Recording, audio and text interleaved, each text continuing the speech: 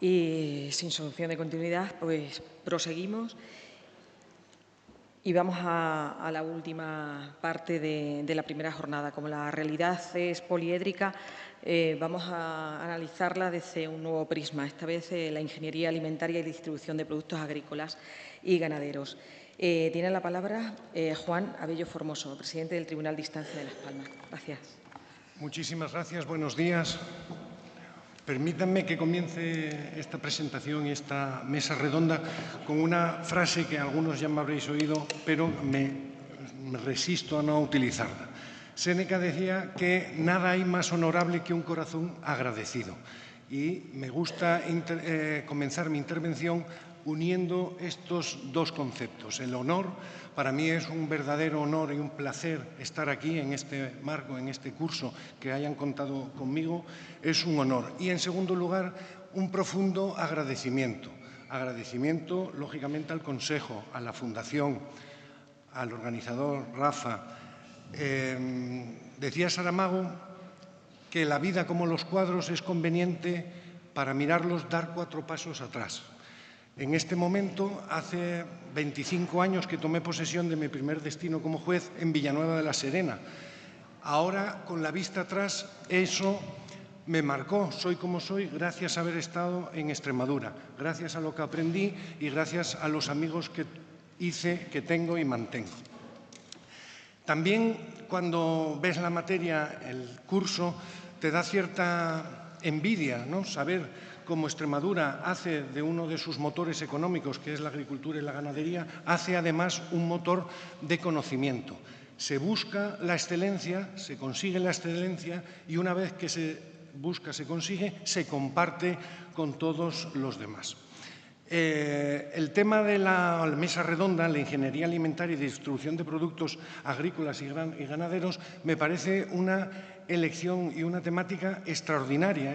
El círculo se cierra, no solo la agricultura, sino que también el desarrollo, la innovación, la distribución de los productos. Y, por lo tanto, pasamos de una concepción del Instituto Nacional de Colonización en el 39, cuando se creó, a la actualidad. En Extremadura, en Villanueva de la Serena, existe una empresa importantísima, Tani Nature, que es un ejemplo de desarrollo, de innovación, de cultura del emprendimiento. Tenemos mucho que aprender de Extremadura. Y, por lo tanto, también otro ejemplo, por ejemplo, los Países Bajos, Holanda, cómo hacen de una agricultura con alta tecnificación, con ingeniería, hacen que sea un motor de desarrollo, no solo al contrario de lo que podría parecer, que es la agricultura con menor trabajo personal, pero al final emplea a muchas más personas desde el punto de vista de la tecnología. Tenemos a 3 ponentes y 3 intervinientes de una talla y de un nivel extraordinario. No voy a profundizar en los extensos y brillantes currículos porque están por escrito, pero sí que nos podrán facilitar, tanto Mari Carmen como Óscar como Matilde, una visión extraordinaria de esta realidad de la ingeniería alimentaria y distribución de productos agrícolas y ganaderos como un elemento fundamental y esencial en el desarrollo del derecho agrario. Por lo tanto, no quiero quitar ni un minuto más a los participantes intervinientes y comenzamos con doña María del Carmen Vidal Aragón de Olives. Gracias. ¿No os importa que yo me vaya a la... No, claro, por supuesto.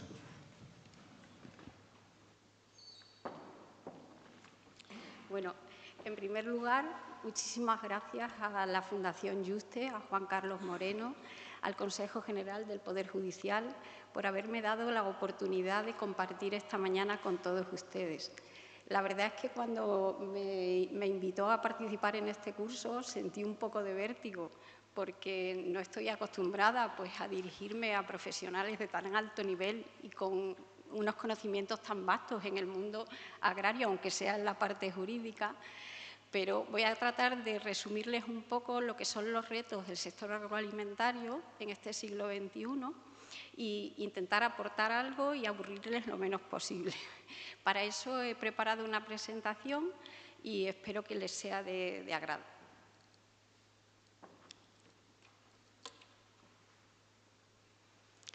Bueno, el sector agroalimentario en este siglo XXI está caracterizado fundamentalmente por importantes avances científicos, avances tecnológicos y cambios medioambientales que están produciendo unos cambios drásticos en la manera en la que producimos, distribuimos y consumimos los alimentos.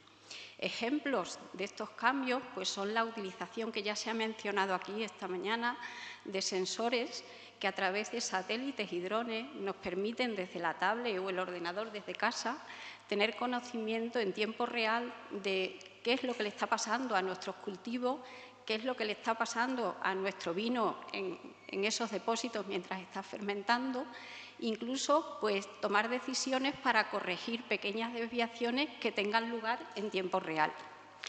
Ejemplos también tenemos en la industria.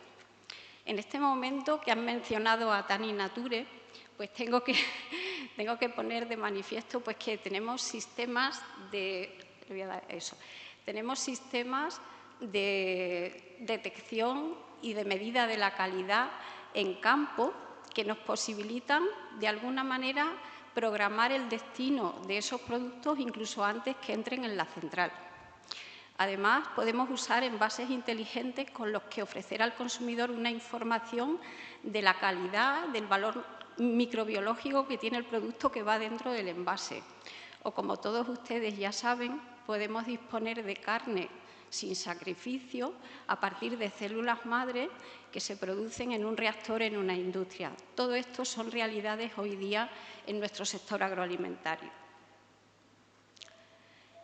Los principales retos que todo el mundo menciona y que aquí se han mencionado ya pasan desde la necesidad de producir una mayor cantidad de alimentos, dado el crecimiento de la población a nivel mundial, hasta plantearnos la necesidad de cambiar las formas de producir alimentos y ofrecer alimentos distintos, puesto que la sociedad está sufriendo cambios tremendamente importantes. Todos somos conscientes de que dentro de apenas 20 años, en el 2048, la población mundial será aproximadamente de 9 millones de habitantes y a todos ellos debemos proporcionar alimentos. Esa producción de alimentos que va en aumento va a tener y tiene, de hecho, las limitaciones del cambio climático, las limitaciones del uso del agua y, por supuesto, las limitaciones en la posibilidad de producir con fitosanitarios que cada vez están más restringidos. Ese cambio climático, como todos ustedes saben, caracterizado por fenómenos meteorológicos extremos, como han sido las grandes sequías, las olas de calor, los grandes incendios y todo lo que todos ustedes conocen, está llevando a cabo cambios importantes y tiene consecuencias para la salud humana, tiene consecuencias también para la salud de los animales, para la agricultura y afecta de forma grave a la biodiversidad. Ejemplos de enfermedades como la malaria, el dengue o el Zika, que están incrementándose en la población, es consecuencia de ese cambio climático, como lo son la pérdida de los arrecifes de coral, la pérdida de las praderas de Posidonia, la acidificación de las aguas o la migración de especies oceánicas a zonas más frías, con lo cual están alterando un poco la base alimentaria y está alterando un poco los sistemas de la pesca. En cuanto a la escasez de agua y también a la erosión de los suelos, estamos viendo cómo ese cambio climático está produciendo desertificación, está produciendo una menor producción y de alguna manera está poniendo en riesgo la seguridad alimentaria. La falta de agua estresa a los cultivos, estos producen menos, se erosionan los suelos. En los suelos la erosión está provocando la muerte de la microbiota que existe en el suelo, que forma parte del sistema defensivo de las propias plantas, con lo cual esos cultivos están siendo más susceptibles a la proliferación de plagas y a la proliferación de enfermedades. Todo lo cual tiene un impacto importante y nosotros los técnicos debemos buscar soluciones.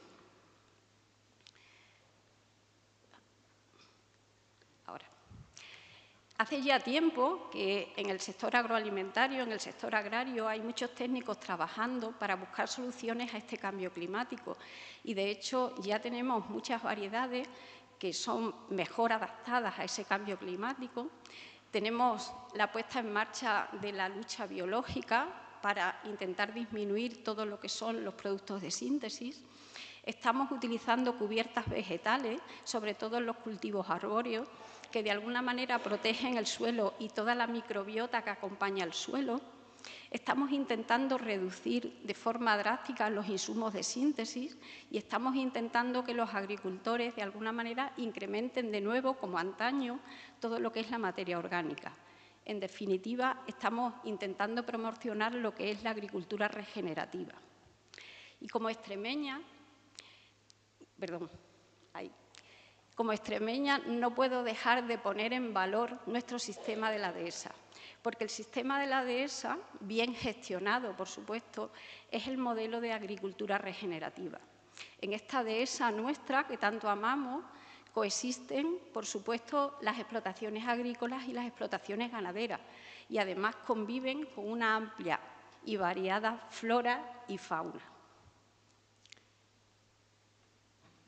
En este mundo donde necesitamos producir un montón de alimentos porque la población está aumentando, pues de alguna manera somos conscientes los que nos dedicamos a esto que esa producción masiva de alimentos está teniendo un efecto muy importante y un efecto significativo sobre lo que es la producción de gases de efecto invernadero, la pérdida de biodiversidad, afecta también al consumo de agua y, por tanto, tenemos que hacer cosas para minimizar este daño que, en definitiva, estamos haciendo a los ecosistemas. Por eso, la sostenibilidad se ha convertido en el eje global de la agenda, en el eje central de la agenda global, porque tiene un impacto no solamente en la salud humana, sino también que tiene un impacto en todo lo que hemos mencionado anteriormente. Todos sabéis lo que es un sistema sostenible, la FAO lo define perfectamente y aquí se ha definido esta mañana. Nosotros tenemos que, de alguna manera, cuidar y asegurar la alimentación de los que vivimos, pero también proteger para que las generaciones futuras tengan lo que necesiten para sobrevivir. De manera que, en este momento, lo que estamos haciendo es el paso de una economía lineal a una economía circular. En esa economía lineal nosotros extraíamos materias primas, las transformábamos en alimentos, los consumíamos y tirábamos los desechos. Hoy día eso no es posible. Hoy necesitamos una economía en la que tengamos que minimizar la extracción de materias primas, tengamos que reciclar, reutilizar y, tras un uso responsable, conseguir que los desperdicios sean mínimos, que no haya desperdicio, que se aprovechen los subproductos, que hagamos un uso racional del agua y del suelo. Otro de los pilares importantes para el sector es la seguridad y la trazabilidad de los alimentos.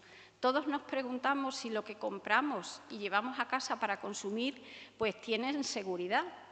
Y máxime hoy día cuando en las noticias, en los medios de comunicación están continuamente apareciendo noticias acerca de listeria en productos fabricados, se ha detectado cristales en no sé qué, los yogures de la semana pasada que tenían restos de almendra.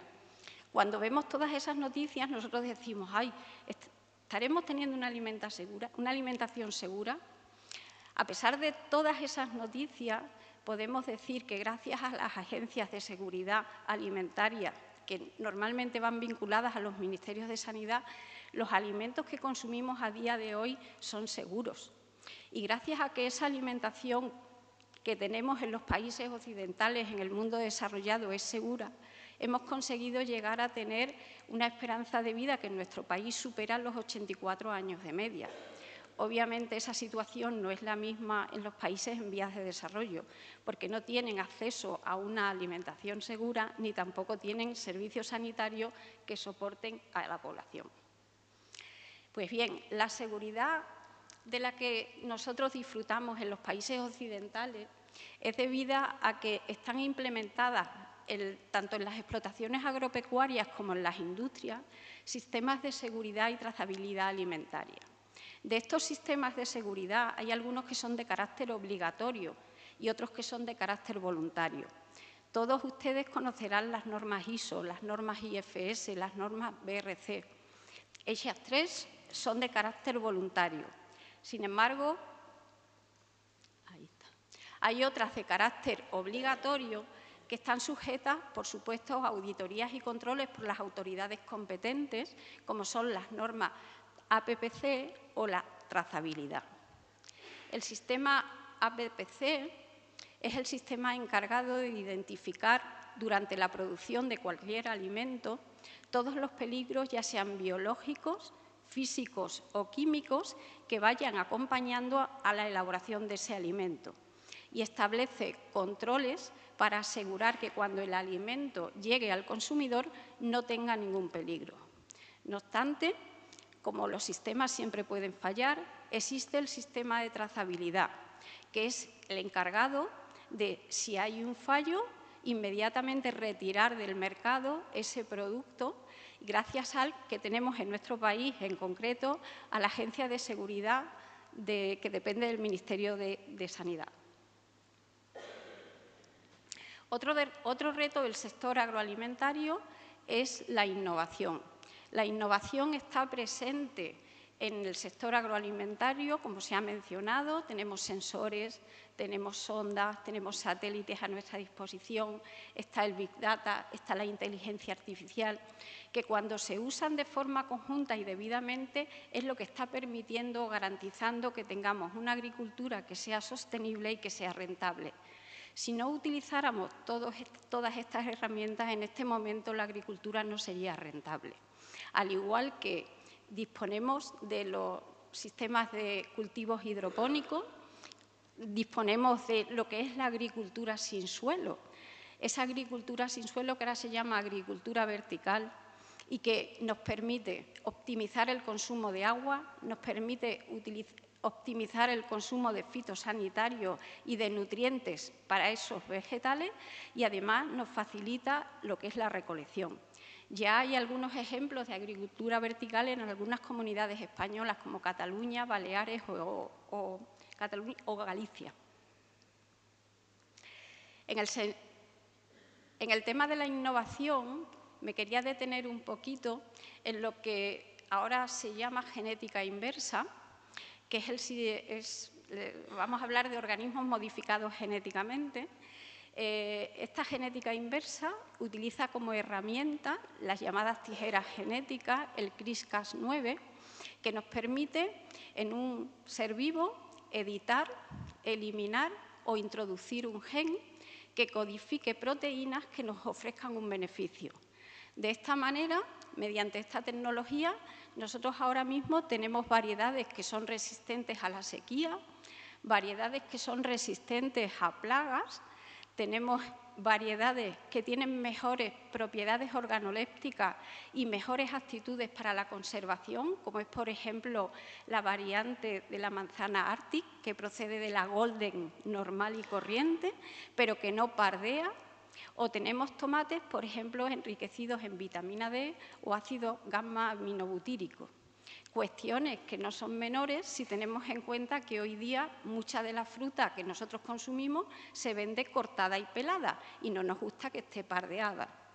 Y máxime en este momento cuando se está detectando que la población tiene déficit de vitamina D, incluso en los países soleados como es España.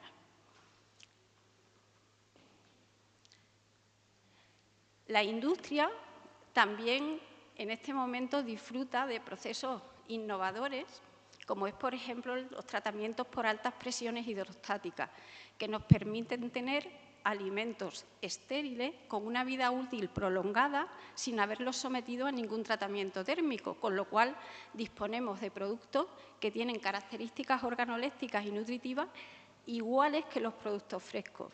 Esta tecnología se aplica tanto a alimentos de origen animal como de origen vegetal. Es un poco más cara que las tecnologías tradicionales, pero todos ustedes han comido, seguro, muchísimos alimentos tratados por altas presiones sin saberlo.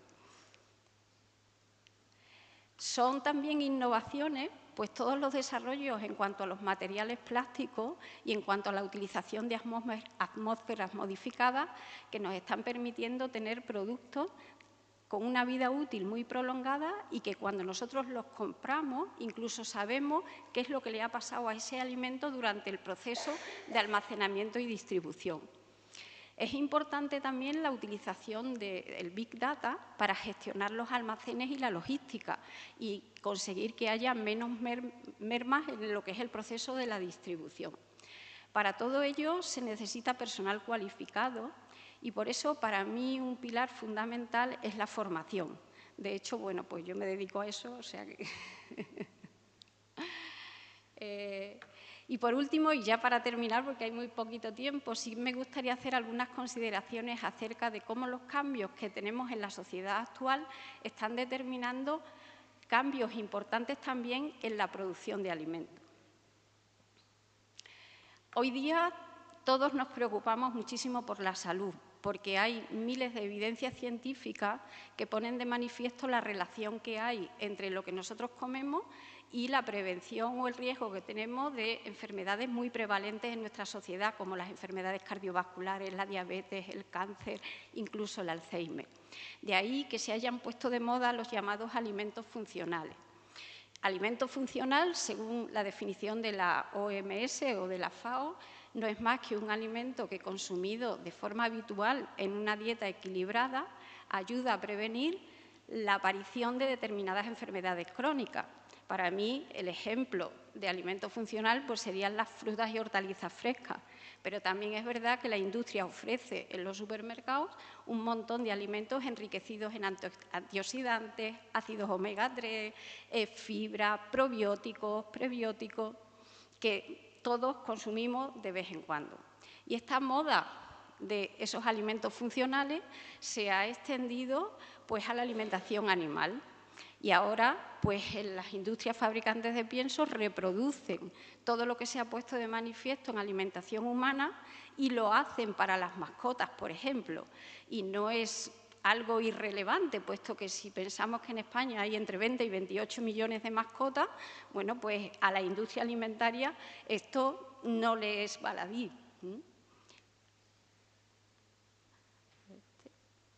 Uy, perdón. Ahí. Otra dificultad que tiene la industria alimentaria es que hoy día pues, está creciendo la población que tiene patologías como la celiaquía, la intolerancia a la lactosa, las alergias alimentarias y nosotros como fabricantes de alimentos pues, tenemos que diseñar alimentos con ingredientes diferentes para esta población con estas patologías y que tengan las mismas características organolépticas que los productos de la población sana. Y esto no es tan fácil porque cambia la palatabilidad, cambia el aroma, cambia el sabor de lo que estamos produciendo. El estrés social. Hoy día, pues, la población ha emigrado a las grandes ciudades, la mujer se ha incorporado al trabajo, tenemos una necesidad de comprar los alimentos de otra forma. Ya no vamos al mercado y compramos a granel. Es mucho más cómodo pues, comprar productos que estén pelados, lavados, listos para comer. Es decir, lo que conocemos todos como alimentos de cuarta gama o quinta gama. A todo esto, pues también hay que sumar que el tamaño de las unidades familiares está cambiando. Ahora hay muchas unidades familiares de una sola persona, los hogares unipersonales, en donde prácticamente no se cocina, porque no se cocina, y entonces lo que hacemos es comer comida rápida. Y eso hace que el canal Horeca se haya expandido todavía más. Ya voy acabando. La mala imagen que tienen las proteínas de origen animal. Necesitamos buscar alternativas porque la población vegana ha aumentado. Entonces, ¿qué estamos haciendo? Pues buscando fuentes de proteínas, como por ejemplo la soja, para fabricar nuggets de pollo que no son pollo, para fabricar el tofu o cualquier otro alimento. En estos casos necesitamos una tecnología que le dé forma a una base proteica que no es una carne. Para eso necesitamos los sistemas de extrusión. Y por último, bueno, pues una fuente alternativa de posibles proteínas pues es el consumo de insectos o de harinas fabricadas de insectos, que esto hoy día en la población normal no es aceptado, pero que la FAO recomienda para alimentar el ganado. Por tanto, para ya terminar del todo, de verdad, les digo que todos estos retos no serían posibles sin un marco jurídico que fuera seguro, flexible y justo, que garantice pues, que el sector se regule y que, bueno, pues para eso están ustedes aquí y la sociedad y yo, en nombre de ella, pues les quiero dar las gracias.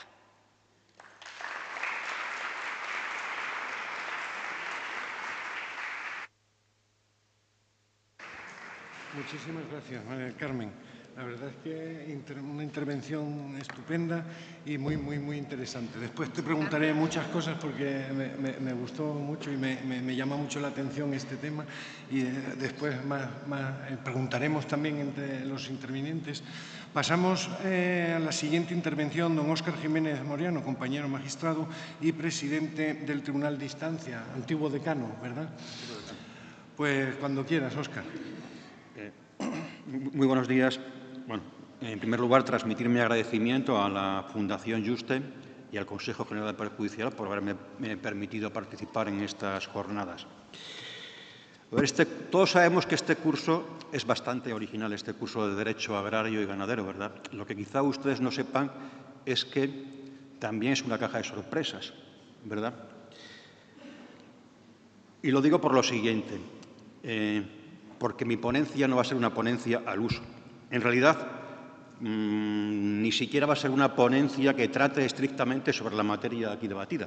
Va a ser un relato titulado Daño moral. Y se voy a dedicar unos breves segundos a explicar cuál es la génesis de este relato. Yo un día coincidía en Cáceres con María Félix y con Rafa, y los dos estaban estudiando meticulosamente cuál debería ser el contenido de este curso. Estaban debatiendo las ponencias, los ponentes. Yo les estaba observando y escuchando atentamente. Y dijeron, bueno, ¿quién puede ser el ponente de esta materia? Y dijeron, tú, Óscar. Yo me cogió de sopetón y dije, pues yo, vale. Ya estaba elegido el ponente y ahora la materia.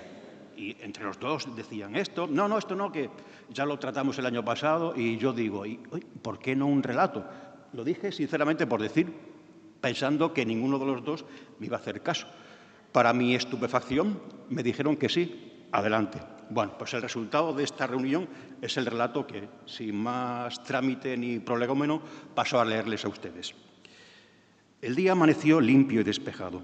Ningún signo preludiaba inclemencias climáticas. Era una mañana como correspondía a últimos de mayo. El tiempo escapaba a los azares de abril y se estabilizaba en el calendario. Eva, separándose del alféizar, apartó la vista del horizonte con una expresión relajada en el rostro. El hotel se erguía en una loma a las afueras del pueblo escogido para la celebración. Con el césped recién regado y una laguna artificial cuya superficie se estremecía, acariciada por el sol, se presentaba una elección adecuada para fecha tan escogida. Era el cuartel general de los invitados, al tiempo que el enclave de uno de los dos actos en que se desdoblaba la celebración, el banquete. La ceremonia, segundo de dichos actos, iba a desarrollarse en el consistorio. Ligeramente animada por la bonanza, Eva encaminó sus pasos al perchero. El traje de novia aguardaba listo para que su propietaria se enfundara su tejido de organza. Había evitado que su madre, su hermana y sus amigas la ayudaran a vestirse. Era algo que, pese a contravenir la costumbre, prefería hacer sola. El traje se deslizó por su figura como un guante. No en vano había mantenido el peso desde la última prueba. Cuando la vio salir, su madre no disimuló un mohín por la exclusión que había hecho de ella. Y no solo para el acto simbólico de vestirse, la había marginado en todo. La habían preparado Alberto y ella, aunque sería más exacto decir que la había preparado ella con el apoyo simbólico de Alberto, quien desde el principio dejó claro que no necesitaba papeles para sellar su compromiso, manera de desligarse de los preparativos nupciales. El motivo de excluir a su madre era que su personalidad acaparadora habría terminado haciendo que la boda se desarrollara a su gusto, abdicación que no estaba dispuesta a hacer Eva. Cierto que pudo delegar en ella alguna cuestión menor, pero su madre era de las personas para las que no existían los términos medios. O se metía de lleno en un asunto o no asomaba la cabeza. Eva optó por impedir que se entrometiera. La ceremonia civil en el salón de plenos del ayuntamiento había suscitado la atención de los lugareños de la localidad, que se habían vestido sus mejores galas. El prosaísmo de la lectura de unos artículos del Código Civil fue dulcificado con la lectura de unos versos de Juan Ramón Jiménez. Las notas de recuerdos de la Alhambra pusieron música a la ceremonia. El oficiante, un concejal conocido de Alberto, había querido insuflar un aire folclórico en la ceremonia con una actuación del grupo local de coros y danzas. Al entrever los trajes regionales y oír el chasquido de las castañuelas, Eva se horrorizó. Bastó un susurro al oído de Alberto para que éste indicara gestualmente al concejal que cancelara el número. En la antesala, las protestas de los coristas y danzantes no arrugaron a Eva. La cara de concejal era un poema. Las pullas habían dejado de respetar el diccionario y, convertidas en exabruptos, se ensañaban con él. En menos de una hora, los zapatos de los invitados taconeaban en los adoquines de la Plaza Mayor. El que más, el que menos, se había sentido un poco incómodo por el desplante de Eva al grupo folclórico. La salida de Eva acolló los comentarios. No hubo empujones por hacerse con el ramo de flores de la novia.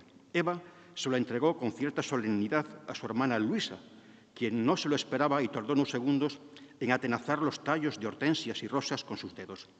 Su soltería y la falta de un compromiso serio a los 30 y muchos años interpretaron aquel gesto como una provocación, más que como el detalle que Eva había pretendido. Eva no tardó en registrar que tenía de morros tanto a su madre como a su hermana, porque a su madre los versos de Juan Ramón Jiménez y los acordes del maestro Yepes habían hecho el mismo efecto que a un elefante la declaración de amor de un insecto. Seguía encerrada en un hermetismo huraño. «Mamá, es el día de mi boda», la reprochó Eva con la mirada. Mensaje que su madre captó al instante y sirvió al menos para que en los minutos venideros dejara de fastidiar con su cara de póker. El único que estaba con ella a partir un piñón era su padre, el viejo capitán. Todo lo que Eva decidía le parecía bien, de la misma forma que secundaba cualquier proyecto del que actuaba como promotora su hija mayor. No podía decirse que derrochara entusiasmo, pues no era precisamente la alegría de la huerta, pero al menos podía contar con él para cualquiera de las iniciativas que a su madre y a su hermana llamaban a la indiferencia. Menos mal que a Alberto irradiaba igual alegría que ella. Sin embargo, no iba a tardar en inscribirse en el club de los enojados. Embutido en un frac que le quedaba algo estrecho porque rehusó probárselo, confiando en que Eva sabía sus medidas, acababa de levantar los brazos y las costuras de las sisas le estallaron. El blanco impoluto de la camisa contrastaba con el negro cerrado de la chaqueta, lo que obligó a Alberto a una especie de huelga de brazos caídos para no denunciar el descosido. El menú del banquete, unido al vino que pronto regó las mesas, dibujó una sonrisa en la comisura labial de los descontentos. La gente exhibía una hilaridad desganada, como si arrastrara la inercia de otras bodas y otras celebraciones pretéritas. Quizá para huir del tono general de apatía, Eva se concentró en los detalles. El borde del vestido, las manos gordezuelas de su madre, la forma en que los camareros escanciaban el Rioja en las copas talladas. Ocurrió a última hora de la tarde, al borde del crepúsculo. Hasta ese momento, y excepto las gansadas de unos amigos beodos de Alberto, que se empeñaron en cortarle la corbata y recaudar fondos, cosa conato que Eva cortó sin miramientos, todo había ido a pedir de boca. No se podía decir que fuera el mejor día de su vida, pero tampoco el día torcido al que apuntaban el enfado de su madre y el numerito sorpresa del concejal, que a todo esto había puesto una excusa para desentenderse del ágape. Con el sol declinando, los comensales habían dejado los salones donde se desarrolló la comida para desplazarse a la sala de fiestas, en otro ala del hotel. Eva se hallaba con un grupo de amigas y a través del rabillo del ojo pudo observar cómo varias personas enfilaban con más prisa que pausa el pasillo donde estaban los aseos. Ella misma venía sintiendo un ligero incordio en la boca del estómago, pero lo atribuyó a los nervios. Alberto, dándose cuenta de que algo raro ocurría, se apresuró a indagar. Al cabo de un minuto volvió con una cara de circunstancias, cuando no de tragedia. La gente se está poniendo fatal, Eva. Ha debido de ser la comida. Un médico bailón fue obligado a deponer sus esguinces de cadera para echar un vistazo a los indispuestos. El facultativo no tardó en emitir un diagnóstico. O me equivoco o esta gente tiene los síntomas de una salmonelosis. Los síntomas en cuestión eran náuseas, vómitos y retortijones abdominales. La cola que se había formado a las puertas de los servicios denunciaba el otro de los síntomas propios de esta bacteria, la diarrea. Un anciano, al que no le dio tiempo de llegarse hasta los servicios, se lo hizo encima. El pobre hombre, en vez de azorarse, se puso a reír y la gente, al principio incrédula, acabó explotando en una risotada común. Eva también reía, pero de histeria. En cambio, las risas de su madre y su hermana rezumaban un aire burlesco. Su padre, el pobre, la estrechaba entre sus brazos y le daba aliento, minimizando la contrariedad. Alberto, ajeno a la tragedia, bailaba flojos de pantalón, de rosendo, con un grupo de amigotes, entre los cuales estaba el salvaje que había intentado cortarle la corbata y que ahora, aprovechando que Eva estaba fuera de juego, se la arrancaba de un tirón y la hacía trizas con una tijera. El abogado al que acudieron varios días después les expuso que el juicio era coser y cantar. Los análisis que se hicieron de los alimentos habían dado positivo a la bacteria de la salmonela. El alimento que la había producido era, al parecer, la salsa de mayonesa que acompañaba a los langostinos. Eva escuchaba atenta. El gasto ocasionado, que era exactamente lo que el abogado les acababa de informar de que podían conseguir, revestía para ella una importancia secundaria. A ella lo único que le importaba era el recuerdo infausto con el que una fecha tan señalada iba a pasar a la posteridad en su memoria. El ridículo espantoso que había hecho ante sus amigas y compañeros de trabajo. Las escenas de pánico en el cuarto de baño.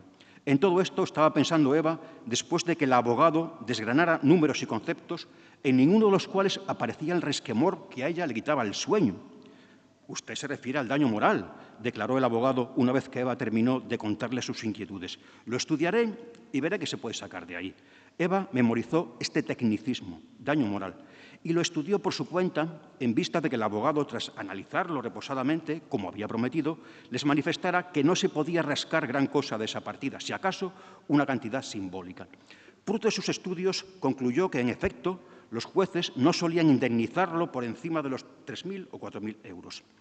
Un año después de haber presentado la demanda, salió la sentencia. El hotel fue condenado a abonar los 18.000 euros que había costado la boda, cantidad a la que se agregaba otra por importe de 2.000 euros en concepto de daño moral y, ya por último, los intereses y las costas. El hotel no recurrió a la sentencia, antes bien, consignó raudo el dinero en el juzgado. No obstante, Eva hubo de repartir el dinero con Alberto, del que se había divorciado poco más tarde, incapaz de rememorar en su imagen imitando a Rosendo, mientras se dejaba cortar la corbata por sus amigotes y la ignoraba a ella, sumida en un ataque de histeria.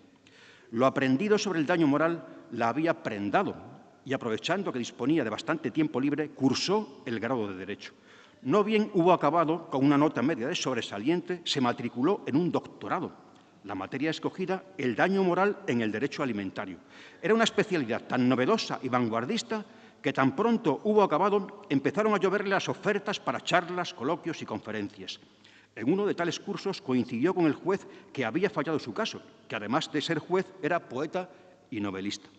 Se celebraba en el municipio extremeño de Guadalupe y se denominaba Curso sobre Derecho Agrario y Ganadero. El juez se llamaba Óscar Jiménez Moriano y quedó tan sorprendido con su historia que le prometió convertirla en un cuento.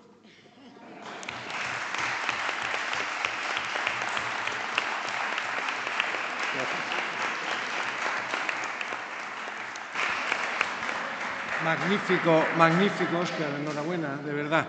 No hay que dudar que, francamente, es una propuesta rompedora, novedosa y rompedora. Posiblemente dentro de 5 años, cuando en todos los cursos haya una intervención así, que nos sirva de oasis, que nos sirva un poco de evasión del mundo en el que estamos, de módulos, estadísticas, pendencias, etcétera, etcétera, volvamos a poner el foco un poco en la persona y en este momento también muy agradable. Enhorabuena a los ideólogos y al ejecutor.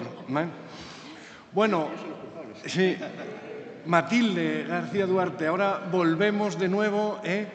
Matilde es presidenta de la Asociación Nacional de Grandes Empresas de Distribución y, si no me equivoco, es la primera mujer en ostentar la presidencia de la asociación en toda su historia. Representa nada más y nada menos que, o tiene bajo su paraguas, a 7.200 establecimientos o tiendas, establecimientos abiertos al público y con una facturación de 40.000 millones de euros. Por lo tanto, poder escuchar a una persona, Matilde, en esta mesa redonda es un verdadero placer y un lujo. Y haberte conocido también. Eres de esas personas que se ve perfectamente que la cabeza te va más rápido de lo que puedes hablar, porque estás continuamente en una fuerza de la naturaleza. Por lo tanto, y sin más trámite, Matilde, es tu tiempo para la intervención. Muchas gracias. Muchísimas gracias. Bueno, yo, como has empezado muy bien tus palabras, me encantaría también, al igual que el resto, dar las gracias a la Fundación Juste, dar las gracias al Consejo General del Poder Judicial y, sobre todo, dar las gracias a la presidenta del TSJ, al decano y a Emilio, que está malo, al decano, al presidente de la Audiencia de Badajoz, porque, bueno, ellos han sido los que han tenido la idea de invitarme a esta ponencia. O sea que muchísimas gracias, siendo además extremeña como soy, con lo cual para mí es un verdadero honor estar aquí. Bueno, no sé mucho qué voy a decir, porque después de haber haberte oído ese magnífico relato y ese análisis tan preciso que has hecho de todos los retos agroalimentarios, que me ha parecido fantástico, de verdad, yo voy a intentar hacer un análisis un poquito más empresarial, ¿no? A pesar de que soy abogada del Estado, pero ya hace muchos años que no ejerzo como abogada del Estado. He tenido otras responsabilidades durante mi carrera administrativa y es verdad que ahora pues tengo la suerte, desde hace 2 años y medio, de presidir a la patronal más importante del comercio en España, que es la Asociación Nacional de Grandes Empresas de Distribución, que, como tú muy bien has explicado, bueno, pues tenemos más de 7.000 establecimientos, pero son prácticamente 24 empresas en España. Las más importantes son Carrefour, Alcampo, El Corte Inglés, Leroy Merlin o IKEA, las más importantes que están dentro de la asociación, pero representan un poco no solamente la alimentación, sino también otros, pues IKEA Hogar, Avolta, que es la empresa que está en los aeropuertos, o Mediamar, que es experta en tecnología, o empresas como, por ejemplo, Aurgi o Zuber, que son expertas en automoción, ¿no? Además, tenemos una particularidad dentro de la asociación, que somos la única asociación nacional que tenemos un convenio colectivo nacional en el comercio, que afecta a casi a 250.000 trabajadores, lo cual permite tanto el crecimiento de las empresas como esa paz social que es tan necesario para poder crecer dentro del mundo empresarial, ¿no? En un convenio colectivo que para nosotros es lo más importante de la asociación, que sobre todo y ante todo protege los derechos de los trabajadores, como no puede ser de otra manera, ¿no? Y está suscrito además por el 98% de los sindicatos. Dicho eso, a mí me gustaría, y como vamos un poquito mal de tiempo, voy a intentar ser breve. En primer lugar, hacer un poco de análisis geopolítico, ¿no? Aunque no soy una experta, pero todos estamos ahora mismo en un momento en el que oímos o leemos o vemos en la televisión en qué situación nos encontramos, ¿no? Y creo que la cadena alimentaria, en la actualidad, la cadena alimentaria europea, bueno, pues está atravesando uno de los momentos, dijéramos, más complicados en las últimas décadas. Esto se debe no solamente a, bueno, pues a las tensiones estructurales que durante los últimos años ha tenido con la presión regulatoria, también a esa compleja transición verde derivada de la Unión Europea que lleva en los últimos años estableciéndose y a la volatilidad del mercado alimentario. Pero a eso hay que unirle hoy en día, pues como es evidente, el conflicto en Oriente Medio, ¿no? El conflicto en Oriente Medio y las tensiones a nivel local, sobre todo en el Mar Rojo y en el Golfo Pérsico, pues están teniendo efectos directos claros en la cadena agroalimentaria europea y en la cadena agroalimentaria española. Y esos efectos, básicamente, a mí me gusta agruparlos en 3 bloques, que son, en primer lugar, el incremento estructural de los costes. Si vemos las rutas comerciales marítimas, en especial Hormuz y el Canal de Suez, pues en Hormuz tenemos unas rutas comerciales que aglutinan casi el 34% del petróleo y el 20% del gas licuado, y el Canal de Suez pues el 12 o el 15% del comercio mundial. Es verdad que habréis oído muchas veces que, bueno, que a nosotros no nos afecta porque eso afecta más a China, que el petróleo que va por Hormuz no nos afecta a nosotros. Bueno, sí afecta porque, desgraciadamente, esta crisis está produciendo un incremento de los costes en el transporte, del transporte marítimo, un incremento de los costes en los seguros, incremento del coste en los fertilizantes y en la energía, como ya nos ha ocurrido en otras crisis. Ha pasado en Ucrania, pasó en el COVID, bueno, ya casi que nos hemos acostumbrado, ¿no? Con lo cual, todos estos factores están produciendo y van a afectar no solamente a lo que es la producción agraria, sino también a la industria y también a la distribución, que son las tres patas de la cadena alimentaria. En segundo lugar, esto tiene un claro riesgo, ¿no?, que es el riesgo de respuestas intervencionistas. Aquí somos expertos. Antes yo creo que lo ha dicho Dimitri, el vicepresidente del Tribunal Supremo, que Europa no es una gran potencia económica. Bueno, somos un gran mercado, creo que somos el mayor mercado del mundo en población, y lo que sí que es verdad que no somos una potencia tecnológica, no somos una potencia militar y no somos ni nos acercamos a nivel competitivo a Estados Unidos y China, ¿no? Pero sí que somos una gran potencia normativa. O sea, somos expertos en hacer normas, hacerlas, multiplicarlas e intentar exportarlas, ¿no? Claro, eso en España, que todo este incremento de costes va a producir una tensión inflacionista bastante importante, pues los políticos, el riesgo siempre es, 1, limitar precios, 2, restricciones comerciales, y 3, bueno, regular los márgenes. Creen que así, oye, todo se soluciona. De hecho, ¿qué podéis pensar? Bueno, pero eso todavía no ha pasado. Bueno, la semana pasada el Congreso de Diputados echó para atrás un decreto del Gobierno, el decreto que con ocasión del accidente de Adamuz en Córdoba decían que era para evitar ese incremento exagerado de precios que había habido, sobre todo con los trenes y con los aviones, pero yo tengo esa manía de leerme la norma después de oír a un político decir en qué consiste la norma. Y claro, cualquiera de ustedes que son expertos en esto, si veían el articulado, veían que el tope de los precios no era para el transporte, el tope de los precios era para bienes y servicios. Claro, por bienes y servicios se encuentra todo, entendiendo sobre todo que era una potestad atribuida única y exclusivamente al Consejo de Ministros, sin ningún tipo de control, sin ningún tipo de informe y sin ningún tipo de audiencia al sector, como ya establece actualmente la Ley de Comercio Minorista en el artículo 13, que establece la posibilidad de limitar precios en situaciones extraordinarias, pero siempre y cuando con controles y de acuerdo con determinadas situaciones, no al libre albedrío, que era lo que establecía este decreto. Bueno, este decreto afortunadamente no se aprobó en el Congreso de los Diputados, ¿no? Pero con eso quiero trasladarles un poco que ese riesgo existía antes de la guerra de Irán y afortunadamente ese decreto no se aprobó, pero sigue estando encima de la mesa porque estoy segura que se volverá a la carga con medidas relativas a topar precios o limitar precios, ¿no? Y por otro lado también tenemos otro efecto directo que produce este conflicto, que es bueno, pues la presión regulatoria. Y esa presión regulatoria, como decía anteriormente, ¿no? Parece como que como somos tan expertos en regular, nos creemos que todos lo solucionamos haciendo normas y vosotros que os dedicáis a interpretarla y a aplicarla, pues estaréis acostumbrados, ¿no? Aquí tenemos claramente la Ley de Cadena Alimentaria. La Ley de Cadena Alimentaria que ahora mismo está, bueno, la Ley 12/2013, reformada en el año 2021 y que en Europa, con la revisión de la Directiva de Prácticas Comerciales Desleales, se está intentando por algunos países, especialmente España y Francia, utilizar esta ley como ejemplo para trasladarla a nivel europeo. A mí, en relación a esta ley, el vicepresidente ha hecho referencia a una sentencia de Lácteos, que era una sentencia que impugnaba un reglamento de aplicación de la ley, pero que no entraba en lo que era la aplicación efectiva de la ley de la cadena alimentaria. Pero sí me gustaría poner de manifiesto algunas cuestiones que yo creo que son bueno, pues verdaderamente preocupantes desde el punto de vista jurídico para los destinatarios de la ley. El objetivo de la Ley de Cadena Alimentaria es un objetivo perfectamente legítimo, que es la protección del productor primario.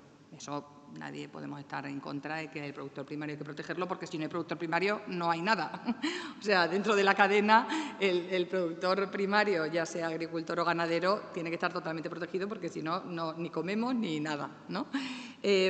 Ahora bien, esta ley, desde el punto de vista jurídico, entendemos, yo entiendo, que tiene, bueno, pues tiene problemas fundamentales de utilización, que son, por un lado, conceptos jurídicos indeterminados, en segundo lugar, la inversión de la carga de la prueba y, por último, la inseguridad jurídica para los operadores. En primer lugar, en cuanto a conceptos jurídicos determinados, y voy a analizar o poner de manifiesto tres cuestiones, ¿no? El concepto de coste efectivo de producción. El artículo 12 ter obliga al operador a comprarle al operador anterior nunca por debajo del coste efectivo de producción, lo cual parece lógico, sobre todo con pues, la típica frase que han oído mil veces de es que si me lo van a vender, me lo van a comprar por menos de lo que me ha costado, prefiero tirarlo. Todos habremos oído ese mantra, ¿no? Si me va a costar más, pues mira, prefiero dejarlo ahí y lo tiro, porque para vendérselo por menos, para eso no. Es importante también tener en cuenta que en el análisis de coste, esto no lo digo yo, lo dice Eurocommerce, que es la Asociación de Comercio Europea, por cada euro que se paga en un supermercado, el 77 céntimos van al pago del producto, 22 céntimos van a costes operativos, energía, etcétera, sueldos, impuestos, y 1 céntimo va para el distribuidor. Entonces, claro, dentro de ese equilibrio que consiste en la formación de precios, cuando tú dices, vale, no se puede pagar menos del coste efectivo de producción, pero no se define cuál es el coste efectivo de producción, porque no hay una definición de cuál es el coste efectivo de producción, ni siquiera de cómo se tiene que calcular. 2, cada empresa lo calcula de una manera distinta, porque los costes no son homogéneos. No es lo mismo probablemente el coste de un agricultor que el coste de un ganadero o del coste de, no sé, de la leche. No es lo mismo. Y que en muchas ocasiones también dependen de criterios contables o de imputaciones contables que cada empresa pueda hacer a lo que le ha costado efectivamente, pues desde la amortización de un edificio hasta, bueno, puede haber 1000 cuestiones que se pueden imputar a costes, ¿no? Y a eso hay que añadirle que el artículo 13 nos dice que el cálculo del coste es secreto profesional. Es decir, que yo, que tengo que pagarlo de acuerdo con el coste de producción, no puedo saber cómo se calcula. Ni siquiera tengo derecho a saber cómo se ha calculado ese coste de producción. Claro, aquí tenemos jurisprudencia reciente también del TSJ de Madrid, de julio del año 2024, que nos dice que evidentemente esto, o sea, no es compatible con los principios fundamentales del derecho sancionador. O sea, que no se puede hacer un acto de fe respecto de lo que dice la Administración de cómo se calcula el coste efectivo de producción. Al igual que yo no podría hacer acto de fe de cuánto es una velocidad excesiva, porque tengo derecho a saber cómo se calcula y cuál es el aparato que dice que iba a 120, pues aquí es lo mismo. Claro, si ese coste efectivo de producción está dentro del tipo infractor, el sancionado tiene derecho a conocer cómo se ha calculado o al menos a conocer cuál es ese coste efectivo de producción. No puede ser que haga así y una empresa diga que es una cosa, otra empresa que diga otra y la AICA, que es la asociación, que es la Agencia de Información y Control Alimentario, lo bendiga y ni siquiera te diga cómo lo ha calculado. Bueno, creemos que claramente este concepto no es acorde, y así además lo ha reconocido el TSJ de Madrid, con el principio de culpabilidad o la presunción de inocencia clásica y típica que todos conocéis, ¿no? En segundo lugar, otro de los problemas que tiene la ley de cadena alimentaria es la restricción o prohibición de las promociones, ¿no? Te dice que una promoción no puede devaluar el producto. ¿Y cuándo se cree que se devalúa el producto? ¿Y cómo se cree? ¿Y cuál es el concepto de producto devaluado? ¿Cuál es el concepto de producto banalizado? Que son los términos que utiliza la norma. A mí me encantaría que alguna vez la leyeran y es que es evidente que el grado subjetivo de percepción del análisis es infinito, ¿no? O sea, es una norma con muy buenas intenciones, pero desde un punto de vista técnico-jurídico de muy difícil aplicación, ¿no? Cuando además, y ahí a mí me encanta siempre sacar este tema con el tema de las promociones, ¿no? Porque seguro que ustedes ninguno ha utilizado ni ha entrado nunca en Temu o en Shein, pero yo sí, y conozco a mucha gente que lo hace porque de hecho creo que los operadores son plataformas asiáticas de venta de comercio online, que venden ropa, que venden de todo. Temu y Shein, que en los últimos 4 años han crecido un 400%. Nada más que lo tienes que abrir y el número de promociones que te saltan al móvil automáticamente es infinita. Cuestión que, por supuesto, no he oído nunca a ningún político quejarse por las promociones que hacen desde estas plataformas asiáticas, ¿no? Y por último, tenemos también otro de los conceptos que establece la Ley de Cadena Alimentaria, que es la prohibición de venta a pérdida, que es decir, tú no está prohibido, que lo que decía antes, relacionado con el coste efectivo de producción. Aquí tenemos el mismo problema que decíamos anteriormente con el coste efectivo de producción, es decir, cómo se calculan esas pérdidas, qué principio de seguridad jurídica existe en el cálculo para que el sancionado, posible sancionado, pueda pues aplicar la norma de una manera correcta, ¿no?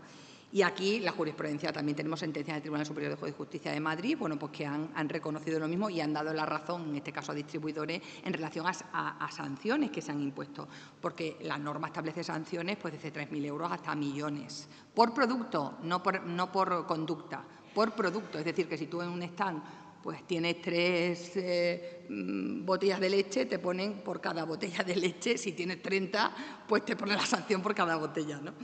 Claro, nosotros entendemos que ahora mismo que estamos en un momento de revisión de esta directiva de prácticas comerciales desleales en Europa, copiar esta norma española va a ser un riesgo, sobre todo porque va a producir mucha inseguridad jurídica, porque hay un riesgo claro de responsabilidad objetiva, porque claro, si no sabes cómo tienes que calcular esos conceptos que te dice la norma, hay un principio de responsabilidad objetiva clara que se puede instalar a nivel europeo, y luego porque se puede producir claramente una distorsión del mercado interior, ¿no? Para que tengamos un poco en cuenta, la ICA, de hecho, si vemos datos en los últimos años, los últimos 10 años, porque se creó en el año 2014 y a fecha de hoy, pues creo que se han hecho 8.407 inspecciones en el año 2000, a fecha de 2025, 4.900 infracciones sancionadas, de las cuales la distribución no llega al 20%, pero la gran mayoría de las infracciones vienen a ser infracciones formales, es decir, falta de contratos escritos, falta de inscripción en el registro, porque lo otro es que es de muy difícil aplicación y los tribunales, afortunadamente, no están dando la razón a la interpretación de la norma, ¿no? Claro, ¿qué conclusión, por no avanzar más? ¿Qué conclusión entiendo desde mi punto de vista con este análisis del mercado agroalimentario de hoy, ¿no? El problema de la cadena alimentaria fundamentalmente es un problema de costes. No es un problema de regulación, es un problema de costes, es decir, desde el productor hasta la industria, hasta la distribución, no hemos hecho otra cosa que incrementar los costes. Claro, cuando para la solución cuando decimos es que hay que solucionar el incremento del precio de no sé qué, de la gasolina, porque con la guerra de Irán va a subir mucho la gasolina, vamos a topar los precios. A ver, si tú, yo le decía esta mañana a una amiga, digo, esto es como decía el gran filósofo José Mota, las gallinas que entran por las que salen. Si tú topas los precios y topas los márgenes, es que no salen las cuentas. No hay más tutía, es decir, es imposible. ¿Qué produce esto? Que expulsas del mercado a operadores que no son capaces de absorber de controlar o absorber esos márgenes, ¿no? Con esto, nosotros, y desde el punto de vista más económico, dijéramos, creemos que hay que tomar medidas reales para incrementar la productividad, tomar medidas reales para mejorar la competitividad de las empresas, tomar medidas reales para que funcione el mercado único. No podemos seguir teniendo en Europa 27 regulaciones y en España 17 regulaciones adicionales. Yo siempre pongo el mismo ejemplo. Para los distribuidores comerciales en materia de libertad horaria tenemos cerca de 400 regulaciones en horarios comerciales en España. 400 regulaciones, que se dice pronto, ¿no? Creo que es un poco ya un tema de sentido común, porque todas estas medidas tienen un coste económico. Y esas medidas y ese coste económico al final se repercute en el consumidor. O sea, no es lo que decíamos antes. O sea, hay que reducir los costes, porque si no se reducen los costes, y este problema hoy en día, desgraciadamente, en el siglo pasado, y hablo del siglo pasado, en los años 90, había siempre, y lo habrán oído ustedes, ¿no?, el problema de el pequeño con el grande. Hoy en día, con el comercio online, con las plataformas asiáticas, comparado con las plataformas asiáticas, todos somos pequeños. Todos tenemos los mismos problemas de costes empresariales, relevo generacional, falta de talento, silla vacía. Todos tienen los mismos problemas. De hecho, a mí algunas veces me encanta poner de manifiesto que ya dentro de poco vamos a tener que proteger el comercio físico. Yo no quiero subvenciones, lo que sí quiero son las mismas reglas del juego. O sea, lo que no vale, y a mí me encanta Mercosur y creo que todo lo que sean medidas que amplíen el mercado son medidas positivas, pero siempre y cuando no nos pegamos un tiro en el pie. Es decir, nos dan igual las normas que tengan en Latinoamérica, pero a los nuestros les ponemos 1.500 normas con 4 o 5 normas diarias nuevas a interpretar y aplicar. Claro, así es que es imposible competir con las mismas reglas del juego, ¿no? Con lo cual, bueno, yo creo que la cadena agroalimentaria extremeña es muy potente. Creo que toda la cadena funciona muy bien porque hay una conexión y un dinamismo fundamental entre la distribución, la producción y la industria, que tiene que ser fundamental. Tú decías que tenemos 40.000 millones de facturación. Bueno, 40.000 millones de facturación y 35.000 millones en compra de productos locales. Y 35.000 millones en compra de productos locales. Con lo cual, bueno, creo que verdaderamente, y siempre cuando pido un deseo me gusta repetirlo mucho, los políticos o los responsables de esa regulación tendrían o deberían que hacer una apuesta real para poner ese valor social que tiene el empresario, pero sobre todo para mejorar la competitividad y la productividad. O sea que muchas gracias.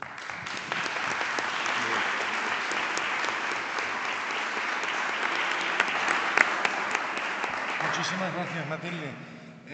Seguramente que haya muchas preguntas, cuestiones. La hora es la que es. No sé si alguien se atreverá a ir en contra del criterio mayoritario y formular alguna pregunta, pero bueno, daría para muchísimos comentarios y preguntas las intervenciones de todos los miembros de la mesa, a los que felicito y doy la enhorabuena por su excelente intervención. ¿Alguna pregunta? Parece que no, lo dejasteis todo muy claro. A comer. Muchas gracias.